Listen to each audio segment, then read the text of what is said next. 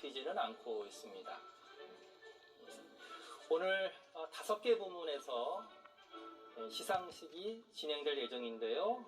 물리학상, 화학상, 생리의학상, 노벨 문학상, 경제학상 순서입니다. 그래서 한강 작가는 4번째로 상을 받을 예정입니다.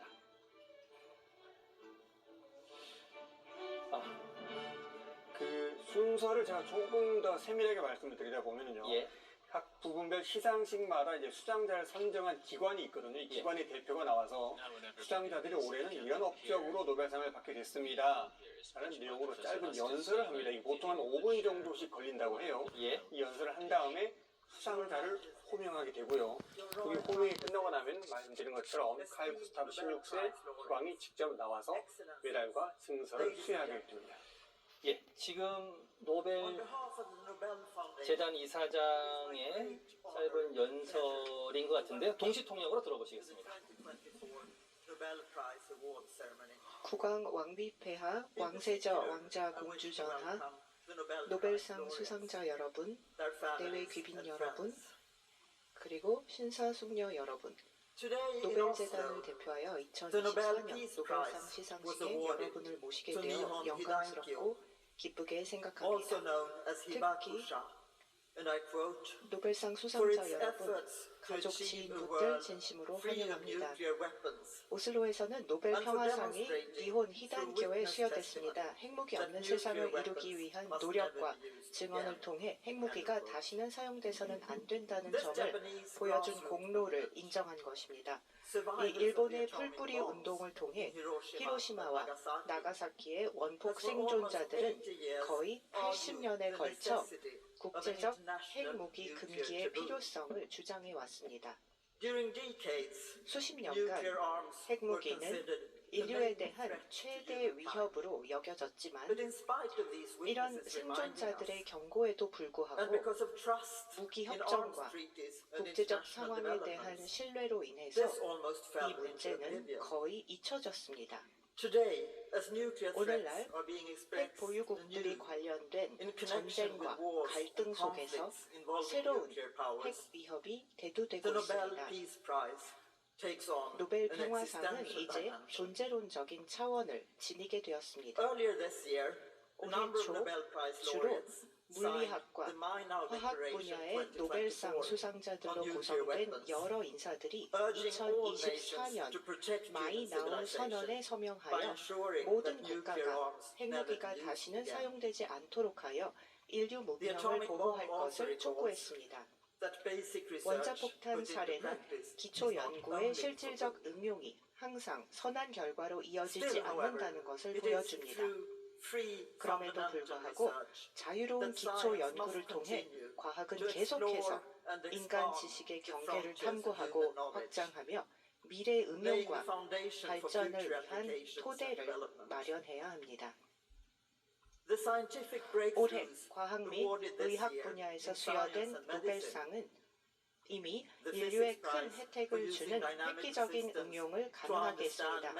물리학상은 동적 시스템을 사용하여 기억 작동 원리를 이해하고 인공지능의 기초를 마련한 공로를 인정했고, 화학상은 인공지능을 활용하여 단백질 구조를 예측하고 단백질의 계산적 설계를 가능하게 한 공로를 인정했습니다. 생리학 및 의학상은 동일한 유전 정보가 어떻게 서로 다른 세포로 분화하는지 설명하는 필수 보안 과정을 발견한 공로를 인정한 것입니다. 유전자 기술과 인공지능에 따른 상상할 수 없는 결과들은 신뢰 가능하고 규칙에 기반한 국제적인 협업을 통해서만 관리 가능합니다. 올해 문학상의 수상자께서는 역사적인 트라우마를 배경으로 인간의 연약함을 깊이 탐구하였으며, 심연과 변화에 대한 갈망은 항상 가까이 있다는 것을 보여주었고, 인간의 숙명적인 조건을 조명하였습니다. 마지막으로 경제학 수상자께서는 국가의 제도가 국가의 번영에 어떤 중요도를 가지는지 양적으로 평가하셨으며 이는 현재의 독재주의와 취약한 민주주의의 맥락에서도 고려될 수 있습니다. 상호 연결된 여러 도전 과제들, 기후변화 및 지정학적인 긴장 등의 도전 앞에서 우리는 변동성과 불확실성, 복잡성, 그리고 모호성의 시대를 살고 있습니다. 알프레드 노벨의 통찰력 있는 유산으로 오늘 우리는 이 자리에 모였으며 그의 유산은 오늘날에도 유효합니다. 과학 분야 노벨상은 기초 연구에 주어지지만 모든 노벨상은 그 다양성으로 오늘날의 글로벌 도전들을 다루고 있습니다. 수상자분들은 그 길을 개척하셨으며 과학, 문학, 그리고 평화는 서로 다른 길을 통해 오늘날의 어려운 문제들을 다루고 있으며 맹목적인 운명이 인류의 미래를 결정하지 않는다는 것을 보여줍니다. 여기에 또한 희망이 있습니다. 우리 손으로 세상을 바꿀 수 있습니다. For the first prize being awarded to the physics laureates. 자, 방금 노벨 재단 이사장 아스트리드 비딩 교수의 5분 정도의 짧은 연설이 있었습니다. 노벨상 수상자들의 공로를 간단하게 설명을 했는데 한강 작가에 대해서도 이렇게 설명을 했습니다. 역사적인 트라우마를 배경으로 인간의 연약함을 깊이 있게 탐구했다. 이렇게 설명을 했는데 오 교수님, 네. 자, 한강 작가의 어떤 부분을 노벨에서 높게 평가한 겁니까? 예, 노벨 문학상 선정을 발표하는 그 당시에 에도 이 선정 이유를 이렇게 밝혔습니다. 역사적 트라우마를 직시하고 인간 삶의 연약함을 드러내는 강렬한 시적 산문이다. 이렇게 발표를 했었죠. 조금 전에 다시 한번 그것을 확인시켜줬는데요. 역사적 트라우마를 직시한다는 것은 한국 문학사 그리고 우리 한국 문학사가 세계 문학을 수용했기 때문에 세계 문학사와 한국 문학사의 전통에서 리얼리즘적인 주제의식이라고 볼 수 있습니다. 그것이 첫 번째 항목이고요. 두 번째 항목은 인간 삶의 연약함을 드러낸다는 것은 이것을 모더니즘적 형식 실험으로 이것을 수용했다. 이렇게 볼 수 있고요. 시적 산문은 문체 실험입니다. 그래서 리얼리즘과 모더니즘과 새로운 문체 실험 이 세 가지를 용광로에 넣어서 융합시켜낸 것이 한강 작가의 뛰어난 문학적 역량이다. 이렇게 평가할 수 있겠습니다. 지금 축하 연주를 보고 계십니다. 지금 스톡홀름 콘서트홀인데요. 조금 전에 한강 작가의 모습이 잠깐 보였는데 예상했던 대로 검은색 정장을 입고 오늘 시상식의 모습을 나타냈습니다. 자, 교수님 하나만 더 여쭤보겠습니다. 자, 노벨 문학상 시상이 우리 문학사에 갖는 의미는 뭐라고 보십니까? 예, 한국 문학사에서 근대 문학 그리고 현대 문학에 이르기까지 세계 문학의 수용자 입장에 줄곧 처해 있었습니다. 그러나 우리가 한국 문학이 2010년대 이후 세계 문학의 중심에 진입했다는 것을 가시적으로 현실적으로 보여주는 그러한 세계 문학상의 수상들이 줄을 이었습니다. 그것이 이번 한강 작가의 노벨 문학상 수상으로 화룡 점정을 찍었다. 이렇게 볼 수 있겠습니다. 자, 그럼 노벨상 시상식이 열리고 있는 스톡홀름 콘서트장에서 지금 우리 조빈나 특파원이 며칠째 현지에서 취재를 하고 있습니다. 자, 조 특파원을 불러보겠습니다. 조빈나 특파원, 자, 그것 분위기 좀 전해주시죠. 네, 저는 지금 스웨덴 수도 스톡홀름의 이 랜드마크로 불리는 콘서트장 앞에 나와 있습니다. 평소에는 인파로 붐비는 광장이지만 오늘은 노벨상 시상식 때문에 아침부터 통제되고 있습니다. 현장에는 많은 취재진이 나와 있고 또 한강 작가의 노벨 문학상 수상 현장을 함께하고 싶다며 한국에서 오신 분들도 있습니다. 이 시상은 노르웨이에서 열리는 평화상을 제외하고 5개 부문의 시상이 열리는데요. 문학상은 4번째 순서입니다. 수상자 선정에도 참여한 엘렌 마손 스웨덴 할리먼 종신위원이 한강을 소개하는 연설을 하고 이 호명을 하면 스웨덴 국왕이 직접 이 메달과 노벨상 증서를 수여합니다. 노벨 문학상만큼은 소개하는 연설이 스웨덴어로 진행이 됩니다. 상을 수여하는 스웨덴 할리먼이 스웨덴의 문화와 예술, 학문 발전을 보전하는 기관이란 취지에 따른 겁니다. 다만 마지막 문장에 수상자를 호명할 때는 수상자의 모국어를 사용할 수 있는데 이번엔 영어로 한강 작가를 호명할 것으로 알려졌습니다. 조금 전 연설문이 공개됐는데요. 이 엘렌 마손 위원은 한강 작가의 작품 세계에 대해서 이 꿈은 현실로, 과거는 현재로 경계가 허물어지는 변화가 끊임없이 나타나고 있다고 극찬했습니다. 시상식이 끝나면 수상자들은 스톡홀름 시청에 마련된 연회장으로 이동합니다. 국왕과 수상자들, 이 노벨재단과 할리먼 주요 인사 등 1,300여 명을 위한 연회가 마련되는데요. 이 한강 작가를 해외에 소개해온 출판 관계자와 스웨덴어 번역가들도 참석해서 기쁨을 함께합니다. 한강 작가의 노벨상 수상 소감은 이 자리에서 약 5분간 영어로 진행됩니다. 우리 시각으로 오늘 아침 7시쯤으로 예상되는데요. KBS 취재진도 연회에 참석을 해서 이 생생한 소식을 전해드릴 예정입니다. 지금까지 스웨덴 스톡홀름 콘서트장 앞에서 전해드렸습니다. 자, 시청자 여러분께서는 화면에 지금 노벨 현장, 콘서트 현장의 모습을 보고 계시는데요. 자, 첫 번째 시상자인 물리학상에 대한 설명이 지금 진행되고 있는 것 같습니다. 자, 저희가 생중계를 해주면서 중간중간에 이렇게 현장의 화면을 보여드리도록 하겠습니다. 자, 그러면 한강 작가의 노벨 문학상 시상을 앞두고 전국 각지에서 축하 행사가 이어졌는데요. 고향인 광주광역시청에는 시상식을 실시간으로 지켜보기 위해서 시민들이 모여들고 있습니다. 현장에 김혜린 기자가 나가 있습니다. 자, 김 기자, 시민들이 많이 모인 것 같은데 그곳 상황 전해주시죠. 네, 이곳에 모인 시민들은 제 뒤로 보이는 대형 스크린을 통해서 시상식을 실시간으로 지켜보고 있습니다. 노벨상 시상식이 시작되자 시민들 사이에서는 환호성이 터져 나오기도 했는데요. 지금은 잠시 다른 영상을 시청하면서 모두가 벅찬 마음으로 한강 작가가 호명되는 그 순간만을 숨죽여 기다리고 있습니다. 제가 나와 있는 이곳 광주광역시청에는 문학인과 광주 시민 등 300여 명이 이곳에 모여 있습니다. 자정을 넘긴 시간이지만 시민들의 열기는 식지 않고 있는데요. 한강 작가의 고향인 광주시청에서는 어제 저녁 8시부터 수상 축하 행사가 시작됐습니다. 한강 작가의 작품 세계를 주제로 한 강연을 시작으로 샌드아트와 연극 등 다양한 축하 공연도 열렸습니다.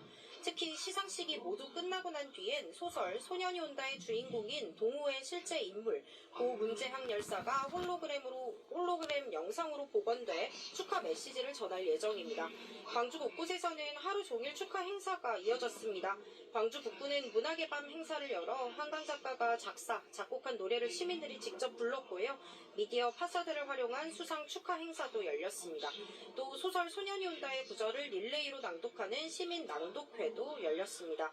행사에 참여한 광주 시민들은 윤석열 대통령의 비상계엄 선포로 1980년 5월 광주가 2024년에도 되풀이되고 있음을 실감했다며 한강 작가의 수상이 더욱 뜻깊다고 밝혔습니다. 한강 작가의 부친인 한승원 작가가 거주하는 전남 장흥에서도 자정부터 축하 행사가 열리고 있는데요.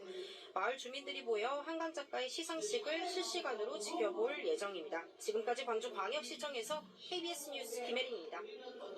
네, 다시 지금 콘서트홀 현장을 보고 계십니다. 지금 첫 번째 수상자인 노벨 물리학상에 대한 공로를 설명하고 있는데요. 자, 노벨 물리학상 존 호필드 교수와 제프리 힌턴 교수가 받았는데 AI로 기계학습의 기초 확립을 발전한 공로로 지금 수상이 곧 진행될 것 같습니다.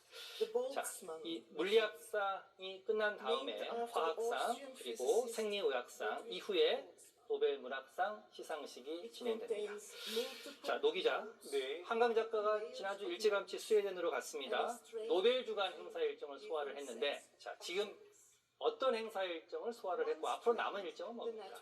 지난주 이제 현지에 도착했죠. 해서 이제 노벨상 박물관에서 열린 소장품 기증 행사에 참석해서 예. 자신의 소장품을 기증하는 것으로 공개 일정을 시작했습니다. 예. 그리고 이제 그다음에 기자회견에 참석했었고요. 다음 날에는 빛과 시일이라는 제목으로 약 1시간 10분에 걸쳐 자신의 작품 세계를 소개하는 수각 연설도 했습니다. 예.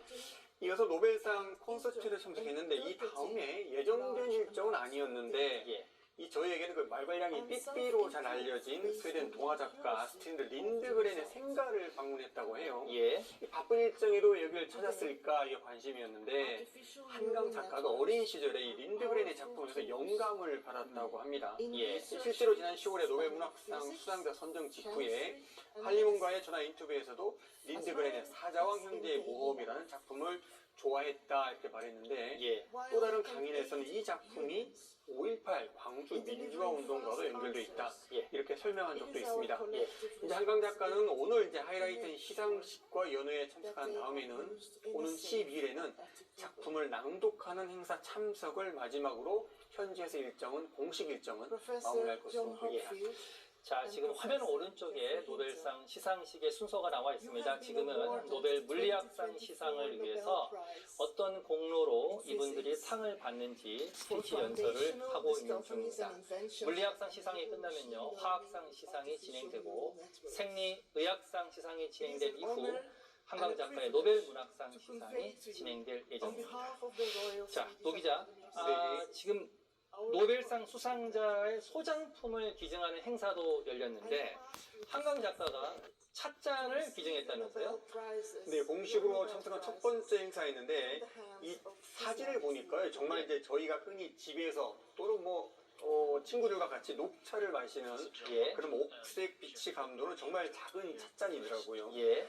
이 찻잔을 왜 기증했냐 이렇게 기자들이 물어봤더니 예. 근데 이게 굉장히 친밀하면서 소중하고 단순한 것을 건네고 싶었다. 예. 또 그 찻잔은 내가 책상으로 돌아가게 하는 주문 같은 것이었다라고 답을 했습니다. 예. 또 같이 이제 그 행사에서 메모에 적어놓은 그 일종의 하나의 입장을 밝혔는데 예. 작업할 때 자신의 규칙적인 생활 패턴을 이제 적었더라고요. 예. 간단하게 말씀드리면 아침 5시 반에 일어나서 예. 가장 맑은 정신으로 전날까지 쓴 소설의 다음을 이었습니다. 예. 당시 살던 집 근처에 천변을 하루에 한 번 이상 걷는다. 보통 녹차잎을 우리는 차 주전자에 홍차잎을 넣어 우린 다음 책상으로 돌아갈 때마다 한 잔씩만 마시기 이렇게 적었습니다. 지킬 루틴을 적었네요. 그렇죠. 예. 그리고 이 세 개의 패턴을 적은 다음에는 그렇게 하루에 67번 이 작은 잔의 푸르스름한 안쪽을 들여다보는 일이 당시 내 생활의 중심이었다. 이렇게 적었습니다. 지금 노벨 물리학상 시상을 시청자 여러분께서는 보고 계십니다. Dr. Hinton to receive his AI 기계학습의 기초를 확립한 공로, 그리고 인공신경망 분야의 획기적인 연구를 한 공로로 존 허필드 박사와 교수와 제프리 힌턴 교수가 두 분이 노벨 물리학상을 공동으로 수상하는 장면을 보고 계십니다. 자, 교수님. 네. 한강 작가가 고심 끝에 내놓은 작은 찻잔, 이걸 문학적으로 좀 분석하면 어떤 의미가 있다고 보실 수 있습니까? 예. 제가 생각할 때 지금 노태영 기자님께서 소개해 주신 이 세 가지 루틴, 그러니까 한강 작가가 작별하지 않는다라는 소설을 쓰는 동안에 이 세 가지 루틴을 지키려고 노력했다. 예. 그러면서 마지막에 한 얘기가 있습니다. 이것이 당시 내 생활의 중심이었다. 예. 저는 그 부분을 주목합니다. 그러니까 시인이나 소설가나 비평가나 또 희곡 작가나 문학인들은 예. 이 작품을 쓸 때가 자신의 가장 하이라이트, 자기 인생의 가장 환희에 찬 기쁨입니다. 그래서 그 루틴을 계속 지키면서 소설을 쓰는 그 순간이 가장 소중한 시간이다. 그 소중한 시간을 상징하는 이 찻잔을 기증한 것이다. 저는 그렇게 생각합니다. 네. 예. 자, 지금 화면에서는 노벨 화학상과 관련해서 기여한 공로를 지금 설명하고 있는데 화학상은 세 분이 받았습니다. 잠시 뒤에 또 다시 설명해 드리도록 하겠습니다. 자, 노 기자, 지금 크게 두 가지가 있습니다. 하나는 지난주 금요일 밤에는 한강 작가가 기자들을 만나서 기자회견을 진행을 했고 거기서 몇 가지 발언을 했고요. 자, 그 다음 날에는 한강 작가가 자신의 작품 세계를 회고하는 강연이 있었습니다. 이 두 가지를 집중적으로 여쭤볼 건데 먼저 기자회견장에서 나온 얘기 조금 정리해 주시죠. 네, 한강 작가가 지난 10월에 이제 노벨상을 받았을 때 이제 국내 기자들이 기자회견을 요청을 했는데 한강 작가가 예, 자기의 입장은 이제 시상식 현장에서 얘기를 하겠다 약속을 했었고요. 그 약속을 이제 지난주 금요일 밤에 이제 진행을 했습니다. 예, 여기서 한강 작가가 가장 먼저 이제 최근 대형 사태에 대한 한국의 정치적인 혼란에 대해서 입장을 내놨는데요. 2024년에 다시 대형 상황이 전개되는 것을 보고 큰 충격을 받았다. 예, 그리고 젊은 경찰분들, 군인분들의 태도도 인상 깊었다. 내적 충돌을 느끼면서 최대한 소극적으로 움직이고 있다는 느낌을 받았다. 예, 이렇게 말했고요. 그 다음에 이제 문학의 의미가 무엇인가 이런 질문도 나왔는데 여기에 예. 대해서는 끊임없이 타인의 내면으로 들어가고 자신의 내면을 깊게 파고 들어가는 그런 행위이기 때문에 예, 반복하면서 어떤 내적인 힘이 생긴다. 예, 그리고 문학은 언제나 우리에게 여분의 것이 아니라 꼭 필요한 것이다. 이렇게도 말했습니다. 예, 그 다음에 이제 우리 문학계에서 관심일 텐데 제2의 한강이 나오려면 어떻게 해야 하나 이런 질문도 있었어요. 여기에 대해서 문학 작품을 읽는 근육을 기를 수 있게 또 문학의 흥미를 느낄 수 있도록 문학을 잘 교육하면 좋겠다. 이렇게 말했습니다. 지금 노벨 화학상 시상과 관련해서 간단한 스피치 연설을 듣고 계신데요. 지금 세 분입니다. 화면에 한 분씩 얼굴이 나왔는데요. 자, 데이빗 베이커, 그리고 데미스 하사비스 CEO, 그리고 존 점퍼 이렇게 세 분이 공동 수상을 했고요. 이분들은 컴퓨터 단백질 설계 구조 및 예측 분야의 발전 공로를 인정받았다고 수상의 이유를 지금 밝히고 있는 중입니다. 그렇죠? 자, 교수님. 네. 교수님은 한강 작가의 기자회견 어떻게 보셨습니까? 네. 지금 노태영 기자님께서 전체적으로 소개해 주셨는데 예, 제가 주목한 부분은 문학의 역할을 정의할 때 예. 문학은 끊임없이 타인의 내면으로 들어가고 또 자신의 내면으로 깊게 파고든다. 예, 그래서 이 행위가 반복되면서 내적인 힘이 생긴다라고 했을 때 예, 저는 이 내면이라는 이 단어에 방점을 두었습니다. 예. 왜냐하면 이 내면은 노벨 문학상위원회가 한강 작가를 수상자로 선정하면서 밝힌 그 바로 선정 이후에 예, 인간 이제 그 다음 날 기념 강연을 했을 때 사랑이란 어디 있을까 팔딱팔딱 뛰는 나의 가슴 속에 있지 할 때 그 가슴, 예. 그 가슴과 내면의 관계를 저는 지금 깊이 생각해 보고 있습니다. 그것이 한강 작가의 작품 세계의 어느 부분과 맞닿아 있는지. 그래서 또 한 가지는요. 근육을 키운다고 했는데 예, 문학 교육을 통해서 일종의 근육 같은 것을 기른다. 이렇게 말했을 때 그 근육은 일종의 육체성, 몸이 가지고 있는 신체성이거든요. 그래서 저는 두 가지를 주목했습니다. 내면과 근육입니다. 이 근육은 우리 인간의 몸과 신체에 속한 것이고요. 내면은 마음에 속한 것이기도 하고 심장에 속한 것이기도 하기 때문에 이것이 한강 작가의 작품 세계를 해명하는데 하나의 실마리가 되지 않을까 그런 생각을 가지고 저는 그 두 단어에 주목을 했습니다. 예. 지금 콘서트홀에 지금 세 분이 서 있는데 노벨 화학상 시상을 지금 하고 있습니다. 예. 컴퓨터 단백질 설계 구조 및 예측 분야의 발전 공로를 인정받아서 지금 데이빗 베이커, 데니스 하사비스 그리고 존 점포 이 세 분이 공동 수상을 했고요. 공교롭게도 노벨 물리학상이나 노벨 화학상은 모두 AI 분야의 연구를 하신 분이 받았다는 공통점이 또 있습니다. 노벨 화학상 수상 이후에는 노벨 생명의학상 수상이 진행될 예정인데 5분 정도의 축하 공연이 있을 수도 있습니다. 자, 노 기자. 네. 노 기자는 작품 세계를 강연하는 회고하는 강연 유튜브로 다시 한번 봤는데 네네. 깊은 감명을 받았다면서요? 네, 아까 말씀드린 것처럼 이제 빛과 힐이라는 제목으로 1시간 10분 정도 강연이 있고요. 한강 작가가 육성으로 강연을 했습니다. 예. 보면서 이제 저는 한편의 소설을 사실 듣고 게 아닌가 예. 그러는데 국내도 좀 많이 알려지면서 화제가 많이 됐더라고요. 예. 어떻게 시작을 하느냐. 지난해 1월 이사를 위해 창고를 정리하다가 낡은 구두상자 하나가 나왔다라는 예. 문장으로 시작하는데 예. 그다음에 아까 교수님께서 말씀하셨던 것처럼 어린 시절 지었던 시의 일부도 공개를 했고요. 거기서 예. 이제 금실이라는 단어가 나옵니다.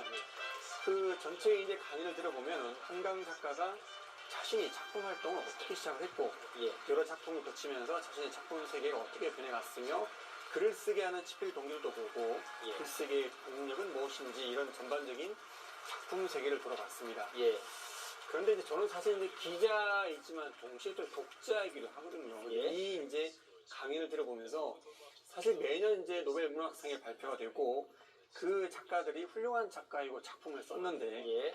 솔직히 이게 말도 다르고 역사도 달라서 예. 서로 좀 공유하고 공감하는 정도가 다르기 때문에 예. 그 작가의 작품 세계를 제가 온전히 이해한다는 게 쉽지가 않더라고요. 예. 그런데 이 강의를 통해서 제가 비로소 노벨문학상 작가의 세계관 그리고 작품 세계 이 작가가 어떻게 인생을 살아왔는지를 오롯이 이해할 수 있게 되면서 그런 말이 있잖아요. 노벨문학상 보유국이라는 말. 그 보유국이라는 게 우리 일반 독자들에게 얼마나 축복인지 특전인지를 알게 됐습니다. 깊은 감동을 받으셨네요. 네. 지금 현장에는 축하 연주가 시작이 됐는데요. 저희는 잠시 리포트 좀 전해드리고 다시 돌아오겠습니다. 자, 한강 작가의 노벨상 수상은 신진 작가들에게 새로운 가능성을 열어주며 한국 문학에 활력을 더하고 있습니다. 세계 독자층을 염두에 둔 글쓰기가 확산되면서 문학적 다양성도 한층 풍부해질 전망인데요. 문학 평론가들과 작가들에게 이번 수상의 의미와 우리 문학계에 미칠 영향을 들어봤습니다. 문화적인 힘을 축적해오고 그 쌓여온 역량들이 그 결과물로서 이제 얻어진 것이라고 생각하거든요. 지금 한국 문학 혹은 한국 문화가 도달한 어떤 현재의 수준, 힘 같은 거를 보여주는 것이어서 회자의 기록이자 증언 또 고백인 문학이 어떤 목소리를 낼 수 있었다는 점에서 그것이 또 한국 문학의 존재 증명이 된 일이기도 해서 큰 고무적인 일이었습니다. 인간이 어떻게 그 연약함을 가지고 역사의 폭력과 맞서는가 그런 질문을 발견하고 그것을 자기의 맥락과 연결합니다. 그리고 그런 풍성한 연결들이 다시 돌아와서 한국의 자국 문학 이해에 영향을 주거든요. 그래서 그 의미가 확장되는 것이죠. 이제는 의식적이든 무의식적이든 어떤 세계 독자들을 좀 염두에 두고 작품을 써 나가시지 않을까? 또 그런 것들이 어떤 작품 세계에도 영향을 미치지 않을까? 한국 문학의 독자라는 자부심을 가진 독자들의 시선들도 많이 넓어지고 확장될 것이고요. 또 출판을 하는, 창작을 하는 작가들에게도 독립성과 자율성, 또 한국 문학의 다양성에 대해서 이야기할 수 있는 계기가 되지 않을까. 세계의 또 번역, 또 출판이라는 무대가 생기고 활동 반경이 좀 넓어지게 되면 아무래도 좀 좁은 그 시스템 안에서 창작을 하는 것과는 근본적인 체질 변화가 있을 거라고 생각합니다. 창작기금 같은 것들을 늘린다든지 아니면은 지역, 지자체랑 손을 잡고 레지던시 프로그램 같은 것들을 늘려서 특정 기간에 어떤 작가가 집중적으로 작품 활동할 수 있게 돕는다든지 무슨 이야기를 해도 된다라는 어떤 그런 확고한 신념인가요? 이제 그런 것들이 있어야 큰 힘을 얻고 쓸 수 있거든요. 누군가의 눈치를 본다거나 이게 될까라는 의심 자체가 사실은 창작자의 어깨를 쪼그라들게 하는 부분이거든요. 인문학에 대한 가치 이런 것들이 좀 사회적으로 공유되고 확산될 필요도 있다고 생각합니다. 문학을 꿈꿀 수 있고 또 문과적인 진로를 또 꿈꿀 수 있어야 한강 퀴즈가 나오는 것이니까요. 작가 한강은 주류를 따르기보다 자신만의 철학과 독창적인 문체로 이른바 한강 문학을 만들어 왔습니다. 쉼없는 고뇌와 고집스러운 열정으로 한국 문학의 새로운 역사를 써 내려가고 있는데요. 등단부터 노벨 문학상 수상까지 한강의 문학 여정을 임재성 기자가 짚어봤습니다. 작가 한강의 출발은 시였습니다. 내적 열기를 뿜어내는 무당의 총각다. 첫 작품 편지로 윤동주 문학상을 받을 당시 심사평입니다. 그리고 이듬해 개간지에 발표한 5편의 시로 등단했습니다.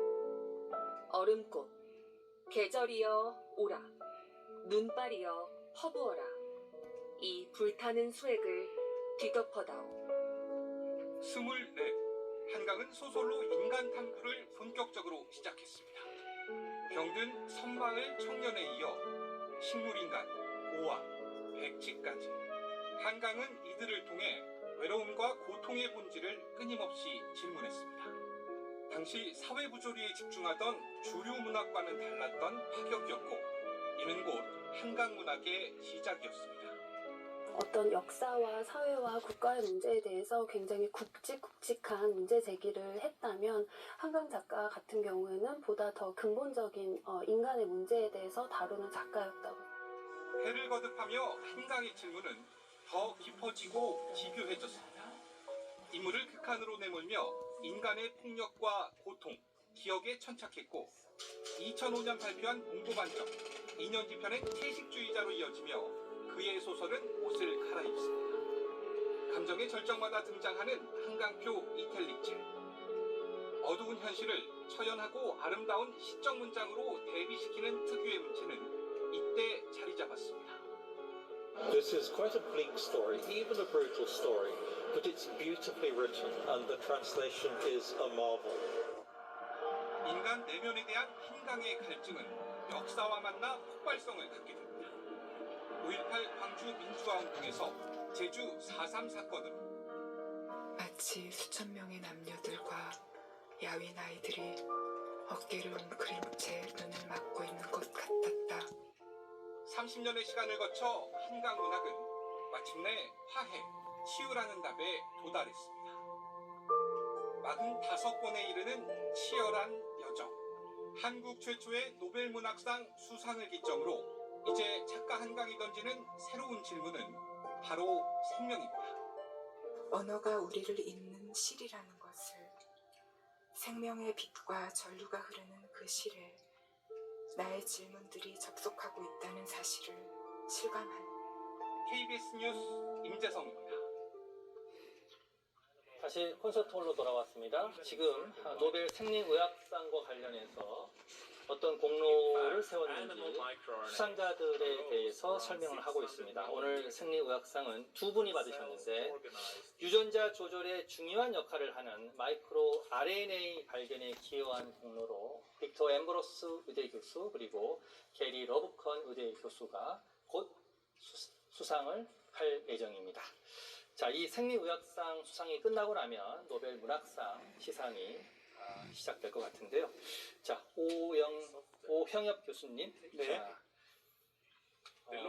한강 작가가 자신의 작품 세계를 회고하는 강연을 한국어로 했습니다. 이게 지금 어마어마한 건데요, 사실은. 네. 교수님께서는 어떤 부분을 좀 주목하셨습니까? 예. 한강 작가가 한국어로 수락의 의미를 가진 강연을 했습니다. 예. 너무나 감동적인 하나의 문학 작품이었다 이렇게 생각합니다. 예. 강렬한 시적 산문 그 자체다 이렇게도 말할 수 있겠습니다. 예. 제가 기자회견에서 2 단어에 주목했다고 했는데요. 예. 하나는 내면이고 하나는 근육입니다. 내면은 마음과 정신의 영역이고 근육은 육체, 신체 영역이라고 생각할 수 있는데요. 이 강연에서 제가 주목한 부분은 이 작가가 소설적 원천을 8살 때 자신이 쓴 시를 소개했습니다. 사랑이란 어디 있을까? 팔딱팔딱 뛰는 나의 가슴 속에 있지. 이 가슴이 내면에 속할까? 육체에 속할까? 저는 이 부분을 조금 궁리를 해봤습니다. 그런데 팔딱팔딱 뛴다는 것은 역시 심장의 의미인 것 같습니다. 그래서 마음보다는 심장에 가깝다고 저는 생각을 했고 한강 작가가 마지막 이 강연 부분에서 예. 이렇게 말합니다. 소설을 쓸 때 나는 신체를 사용한다. 이렇게 말했습니다. 그러니까 이 육체성이죠. 예. 저는 강렬한 시적 산문이라고 노벨위원회에서 선정 이유로 밝힌 그 시적 산문의 정체를 계속 지금 탐색하고 있는데요. 그 시적 산문의 이 정체가 바로 이 육체적 감각과 육체적 상상력을 통한 이 융합이 아닌가. 그래서 아까 말씀드린 대로 역사적 트라우마를 직시한다는 것은 리얼리즘적 주제의식이고 그것을 인간 내면의 연약함을 드러낸다고 하는 것은 모더니즘적 형식 실험이라는 이 시적 산문이 바로 육체성의 감각과 유기체적 상상력을 통해서 리얼리즘과 모더니즘을 하나의 용광로에 놓고 융합시켜내는 방법입니다. 이런 생각에 도달했습니다. 자, 현장에는 지금 노벨 생리의학상 수상이 바로 종료가 됐는데요. 두 분이 받으셨습니다. 빅터 엠브로스 교수, 게리 러브컨 교수가 받았고요. 5분 정도의 짧은 축하 공연이 진행된 뒤에는 드디어 학수고대하던 한강 작가의 노벨 문학상 시상이 진행될 예정입니다. 자, 교수님. 네. 수상 발표 후 2달 정도 시간이 흘렀습니다. 자, 국내 서점가에 한강 작가의 책을 사기 위해서 오픈런 현상이 발생했는데 그 2달 이후 2달 동안 한국 문학계에 어떤 변화가 있었습니까? 그걸 좀 설명해 주시죠. 예. 한강 작가의 노벨 문학상 수상 소식은 일종의 벼락 같은 충격 효과를 주었다고 생각합니다. 그래서 우리 문학계뿐만 아니라 한국의 문학계 그리고 사회 전반에 그리고 우리 일반 국민들에게도 일종의 놀라운 축제와도 같은 기쁜 소식을 전달했죠. 축제의 이 순간이 조금 지나고 나서 이제 일종의 각성 그리고 심기일전에 어떤 계기를 마련해야 된다는 목소리들이 높아지고 있는 것 같습니다. 그래서 이번 노벨 문학상 수상이 하나의 결과나 기결이 아니라 과정이라고 보고요. 또 이것을 계기로 한국 문학이 세계 문학의 중심부에서 더 큰 영향력을 발휘하기 위해서 미래를 대비하는 계획을 지금부터 대비하고 또 구체적인 실천 방안을 문학계와 문학계 그리고 제도적 장치를 마련할 수 있는 국가기관, 민간기관 그리고 교육단체 이 문학교육이 굉장히 중요한데 한강 작가도 그 문학교육의 중요성을 중고등학교 문학교육의 중요성을 강조했습니다. 그래서 구체적인 실천 방안이 필요하다 이렇게 생각합니다. 자, 오 교수께서 말씀하셨는데 한강 작가의 노벨 문학상 수상 소식이 전해진 이후 전국적으로 책 읽기 열풍이 일었죠.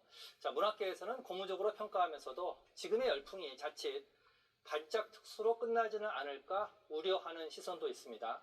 신수빈 기자가 취재했습니다. 평일 오후 서울의 한 서점.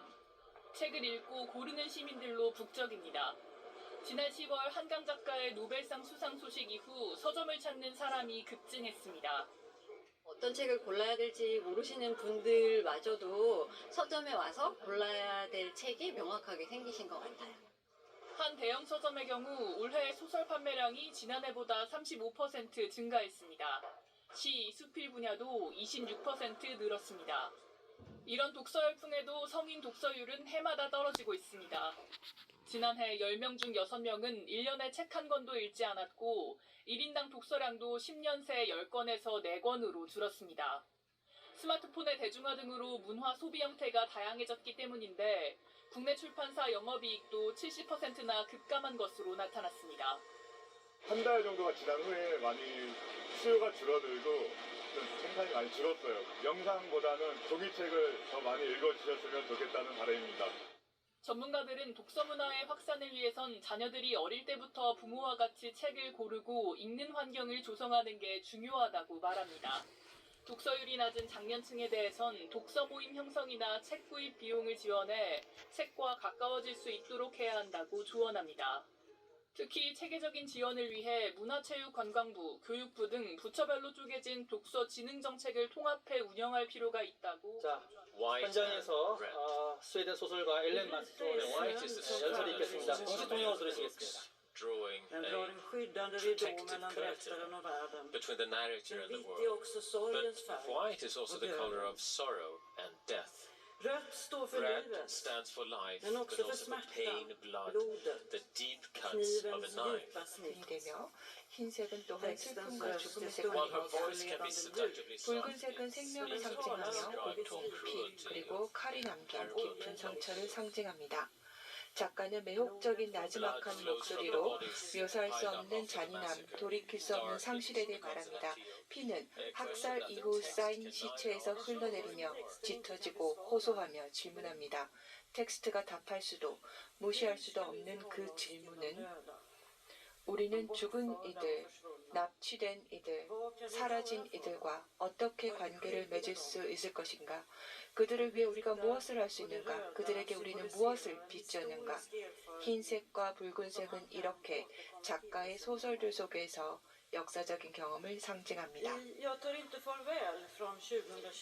2021년 작품 작별하지 않는다에서 눈이 만들어낸 공간 속에서 죽은 자와 산자 간의 만남이 이루어지며 그 중간에서 아직 어느 세계에 속할지 결정하지 않은 존재들이 부유하고 있습니다.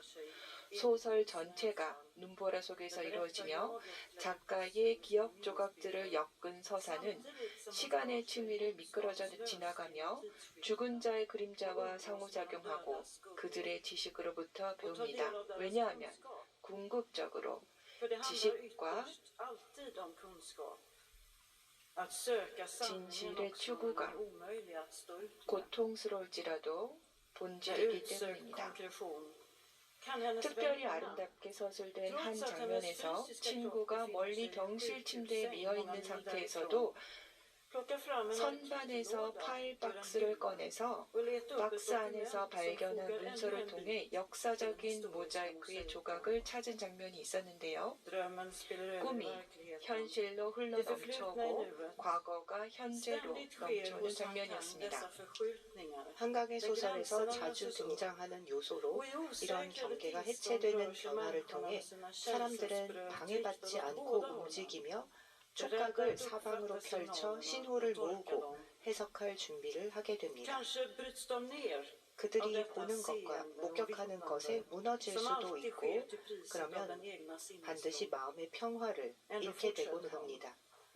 그럼에도 불구하고 그들은 필요한 힘을 끌어내서 계속 나아갑니다. 있는 것이 절대로 목표가 아니기 때문입니다. 누가 나를 죽였는가? 살해된 소년의 얼굴이 이목구비가 문드러지고 윤곽선이 무너져 내릴 때 영혼이 묻습니다.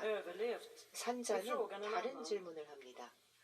고통 속에서 허덕이던 이 몸으로 어떻게 계속 살아갈 수 있을까? 고문으로 핏덩어리가 된 내 몸을 어떻게 다시 되찾을까? 그러나 몸이 포기할 때에도 영혼은 계속 말합니다. 영혼이 지칠 때에도 몸은 계속 걸어갑니다. 깊은 내면에는 완고한 저항이, 말보다 강력한 조용한 고집이, 그리고 기억해야 한다는 본능적인 필요가 자리 잡고 있습니다. 다시 말하지만 있는 것은 목표가 아니며 잊을 수도 없습니다. 한강의 세계에서는 사람들이 상처받고 부서지기 쉬우며 연약합니다. 그러나 그들은 한 걸음 더 내딛고 질문을 하나 더 할 수 있는 힘, 한 건의 문서를 요청하고 또 한 명의 생존자 증인을 인터뷰할 딱 그만큼의 힘을 가지고 있습니다. 빛이 희미해지면서 죽은 자들의 그림자는 벽 위에 남아 움직입니다. 아무것도 완전히 지나가지 않으며 아무것도 완전히 끝나지 않습니다. Dear Hangang, on behalf of the Swedish Academy, it is my privilege to convey to you our warmest congratulations on the Nobel Prize in Literature 2024. May I now please ask you to step forward and receive your prize from His Majesty the King. 국왕께서 직접 상을 수여하시니 작가님은 앞으로 나와주시기 바랍니다. Academy.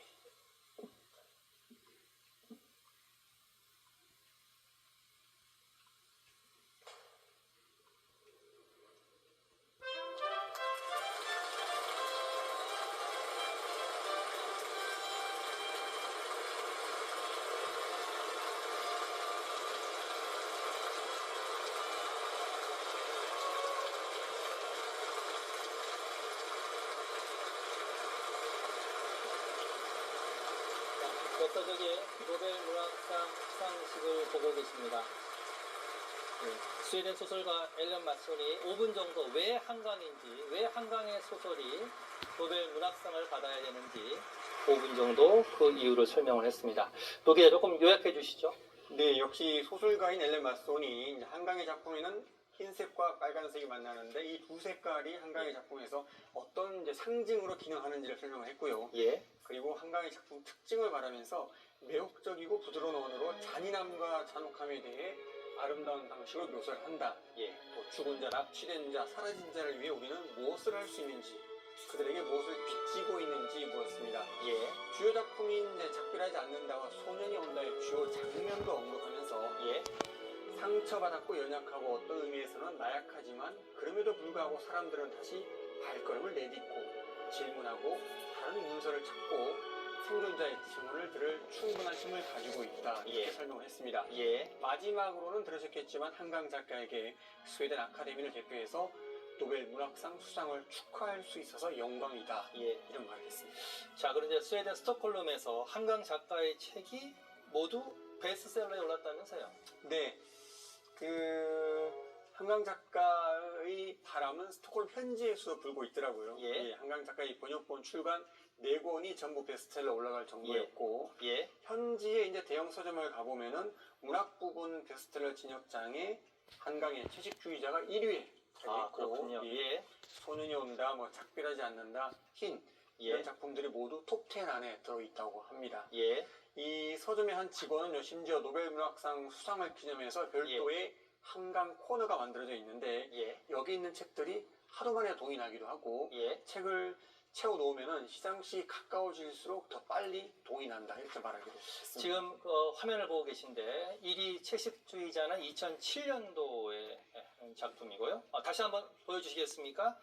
자, 2014년도에 소년이 온다는 광주 민주화운동이 모티브가 됐고요. 그 다음에 2021년에 발간한 작별하지 않는다. 이 책은 제주 4.3 사건을 다룬 소설입니다.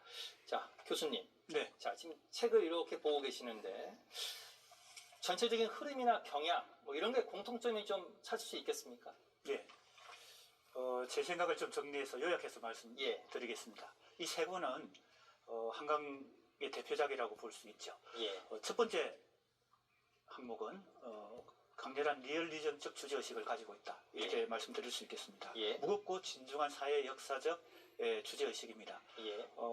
채식주의자에서도 우리 사회의 중요한 주제의식이 되고 있는 페미니즘과 색퇴주의를 다루고 있고요. 그 이후에 두 권, 소년이 온다와 작별을 하지 않는다는 역사적 트라우마, 이 비극적 사건을 다루고 있습니다. 이 첫 번째 리얼리즘적 주제의식을 그냥 전통적인 재현의 방식, 리얼리즘적 소설이 가지고 있는 일반적인 방식으로 형상화하지 않고 모더니즘적 형식 실험을 통해서 이것을 형상화했다는 점에 이 한강 작가의 고유한 창조적 능력이 있다 이렇게 볼 수 있겠습니다. 그것은 환상적 리얼리즘이기도 하고 그로테스크 미학이기도 하고요. 또 파격적인 인물과 사건을 등장시키는 그리고 그 내면으로 이 역사적 사건을 끌어들여서 신화적이고 원초적인 영역에서 정신과 육체, 과거와 현재, 사랑과 고통, 생명과 우주와 같은 그런 본질적인 주제로 그것을 전환시켜서 말하고 있다는 것, 이것이 크게 보면 모더니즘적 형식 실험이라고 볼 수 있겠습니다. 세 번째는 역시 시적 산문인데 이것이 바로 제가 아까 계속 이 내면과 신체성, 내면과 근육 이 두 가지에 계속 주목을 한 이유인데요. 예. 그동안 이 시적 산문의 전체를 제가 계속 탐색을 해왔는데 이것이 바로 이 두 가지 리얼리즘과 모더니즘을 하나로 융합시키는 하나의 첨매 매개였다. 그래서 이것을 하나의 용광로에서 녹여내는 융합해내는 그런 것이 바로 시적 산문이다. 그래서 강렬한 시적 산문이라고 하는 강렬함이 이 한강 작가의 작품 속에서 발생했다. 이렇게 저는 생각합니다. 자, 지금 보시는 화면이 조금 전에 노벨 문학상 시상식 장면입니다. 한강 작가가 스웨덴 국왕으로부터 메달과 증서를 받았고요. 오늘 우리 문학사의 역사적인 Leading up to the final prize. 지금 이 시상식 다음에는 경제학상에 관련된 시상이 진행될 예정인데요. 이게 끝나고 나면 오태영 기자, 네. 자, 이 시상식은 거의 마무리 단계에 와 있고요. 이 시상식이 끝나고 나면 모두 연회장, 시청에 마련된 연회장, 이름이 블루홀입니다. 로 이동을 하는데 이게 언론의 관심이 굉장히 많습니다. 과연 노벨상 연회는 어떤 의미의 행사라고 봐야 됩니까? 차로 한 15분, 20분 정도 이동을 한다고 하죠. 이제 예. 저희는 사실 시상식을 가장 이제 관심 있게 보는데 예. 현지에서는 연회에도 많은 준비를 하더라고요. 예. 스웨덴 국왕과 노벨상 수상자를 포함해서 약 1,300명이 참석하는 큰 행사인데 이게 예. 보니까 단순한 식사 자리가 아니라 그렇군요. 예. 전통, 스웨덴 예술이 어우러진 하나의 고유한 문화적 행사로 진행된다고 합니다. 예. 그래서 시간만 약 5시간 정도 걸린다고 하고요. 예. 그리고 특히 이제 그 요리사와 메뉴 그리고 연회에서 사용되는 그릇까지 하나하나 예. 큰 주목을 받는다고 하고 심지어 예. 스웨덴에서는 텔레비전에서 생중계까지 연회를 한다고 합니다. 그 연회가 끝날 무렵에 사실 이제 수장사들이 수상 소감을 말하는데 예. 오늘 이제 시상식이 가장 큰 하이라이트인데 이 수상자들의 직접 된 얘기를 못 들어봤거든요. 지금 근데 이 멘트를 여기서 하기 때문에 많은 관심이 이 연회에서도 연회장이 끝나고 나서 나서 시상 소감을 영어로 한 5분 정도 얘기한다고 그렇습니다. 하죠. 여기에 예. 관심이 집중될 걸로 보입니다. 예. 자, 시상식이 열리고 있는 스톡홀름 콘서트장에서 취재하고 있는 조빈나 특파원 다시 한번 연결해 보겠습니다. 자, 조 특파원, 한강 작가를 소개하는 연설에서 극찬이 나왔네요. 네, 조금 전 한강 작가가 한국인 최초로 노벨 문학상을 받았습니다. 이 노벨상 시상식은 의상 기준도 엄격해서 이 여성의 경우는 긴 드레스를 입어야 합니다. 한강 작가는 오늘 즐겨 입는 검은색 의상을 선택한 모습이었습니다. 스웨덴 국왕으로부터 메달과 증서를 받았는데요. 이 노벨 문학상의 이 증서는 가죽으로 된 양피지로 제작이 되기 때문에 특별함을 더합니다.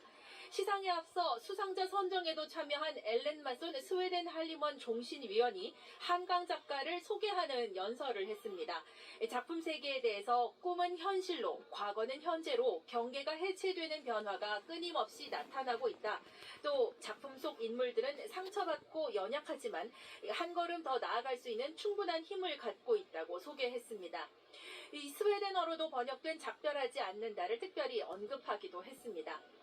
이제 곧 시상식이 마무리되는데요. 이 노벨상 수상자들은 스톡홀름 시청에 마련된 연회장으로 이동합니다. 국왕과 수상자들, 노벨재단과 할리먼 주요 인사 등 1,300여 명이 참석하는 대규모 연회가 약 4시간가량 진행됩니다. 스웨덴 문화를 전 세계에 보여주는 자리이기도 한 만큼 지난 봄부터 몇 달에 걸쳐 준비했다고 합니다. 참석자마다 채식 선호나 알레르기 여부 등을 사전에 확인했을 정도입니다. 이 자리에는 한강 작가를 해외에 소개해온 출판 관계자와 스웨덴어 번역가들도 참석해서 기쁨을 함께합니다. 한강 작가의 노벨상 수상 소감 이 연회장에서 발표됩니다. 우리 시각으로 오늘 아침 7시쯤 될 걸로 예상이 되는데요. 약 5분간 영어로 연설할 예정입니다. KBS 취재진도 연회에 참석해서 생생한 현장의 모습을 전해드릴 예정입니다. 지금까지 스톡홀름 노벨상 시상식장에서 KBS 뉴스 조빈나입니다. 자, 오 교수님, 시상식이 거의 1시간 가까이 됐습니다. 거의 마무리가 됐고요. 마지막으로 질문 하나만 더 드리고 보내드리겠습니다. 네. 자, 이걸로 끝나면 되지 않지 않겠습니까? 자, 제2의 한강 작가가 나오기 위해서 우리가 어떤 노력을 좀 해야 될 것으로 보입니까? 예, 3가지 정도로 말씀드릴 수 있겠습니다. 예. 첫 번째는 일반 국민들의 독서율 향상입니다. 그리고 초, 중, 고등학교 학생들의 문학 교육이 지금 절실히 필요합니다. 문해력 향상을 도모해야 될 것입니다. 예. 이것이 첫 번째고요. 두 번째는 작가와 비평가, 출판사 그리고 독자로 이어지는 국내의 문학 생태계 기초 체력을 튼튼히 해야 됩니다. 이를 위해서 국가적, 민간적, 제도적 정책이 뒷받침되고 지원을 아끼지 않아야 될 것 같습니다. 세 번째는 한국 문학은 이제 K 콘텐츠, K 컬처, 한류라고도 말하는 그 대중문화와도 시너지 효과를 내면서 문화 강국으로서의 우리나라의 위상을 더 강화해 나가야 될 것입니다. 예. 자, 오형혁 교수님 수고하셨고요. 노태현 기자 고생했습니다. 자, 지금까지 한강 작가의 노벨 문학상 시상식을 자세히 전해드렸습니다. 수상 소감은 앞서 조빈나 기자가 전해드렸듯이 연회가 끝난 뒤에 우리 시간으로 아침 7시쯤 들을 수 있을 것 같습니다.